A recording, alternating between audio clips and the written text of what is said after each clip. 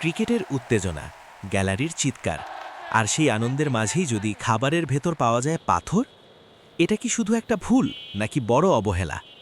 মিরপুর শেরেবাংলা জাতীয় stadium. Live match দেখতে এসে এক দর্শক স্টেডিয়ামের ভেতর থেকেই কিনলেন চিকেন রোল। খাওয়ার মাঝেই হঠাৎ থেমে যান তিনি। রোলের ভেতর শক্ত কিছু, ভালো করে দেখতেই বোঝা যায় সেটা পাথর। ঘটনাটি জানাজানি হতেই পরিস্থিতি বদলে যায়, শুরু হয় তর্ক। ক্রেতা ভিডিও করতে চাইলে দোকানি সরাসরি বাধা দেয়, ক্যামেরা বন্ধ করতে বলা হয়। কয়েকজন আবার দোকানের পক্ষ নিয়ে কথা বলতে শুরু করে।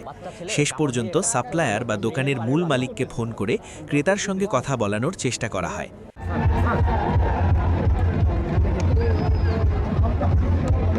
কোন কোম্পানি এটা বলেন, কোন কোম্পানি এটা? কিছু করবো না।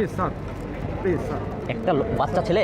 লিটন ভাই, ভাই এই যে ইয়ের মধ্যে আপনার এই যে পাথর পাওয়া গেছে, এই যে ই আছে না, এই যে আপনার ভেজিটেবল রোলের মধ্যে এই যে আপনার ই আছে না, প্লাস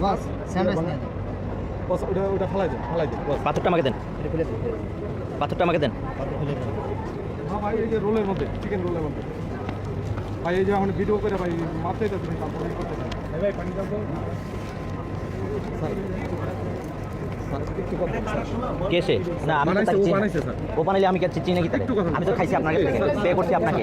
আচ্ছা বাদ দেন, জিনিস খারাপ হয়েছে আপনারা বলছেন, আপনি আবার অন্য জন্য চেঞ্জ করছি, ফোন করা লাগবে না, বন্ধ রাখবেন। উনি ভিডিও করতে। কিন্তু প্রশ্ন থেকেই যায়, স্টেডিয়ামের ভেতরে বিক্রি হওয়া খাবারের দায় কার? ভিডিও করতে বাধা দেওয়া কেন? স্বাস্থ্য ঝুঁকির মুখে পড়লে কি দর্শক চুপ থাকবে? লাইভ ম্যাচ দেখতে গিয়ে কি এমন খাবারই আমাদের প্রাপ্য? এই ভিডিওটি 1 মিনিট 20 সেকেন্ডের বেশি সময়ের, কিন্তু বিষয়টা শুধু একটি চিকেন রোলের নয়, এটা হাজারো দর্শকের নিরাপত্তার প্রশ্ন। খেলা দেখতে গিয়ে যেন স্বাস্থ্য নিয়ে ঝুঁকি নিতে না হয়। আপনার মতামত কি? কমেন্টে জানান। ভিডিওটি শেয়ার করুন যেন দায়িত্বশীলরা অন্তত প্রশ্নের মুখে পড়ে। ওটা ফেলাই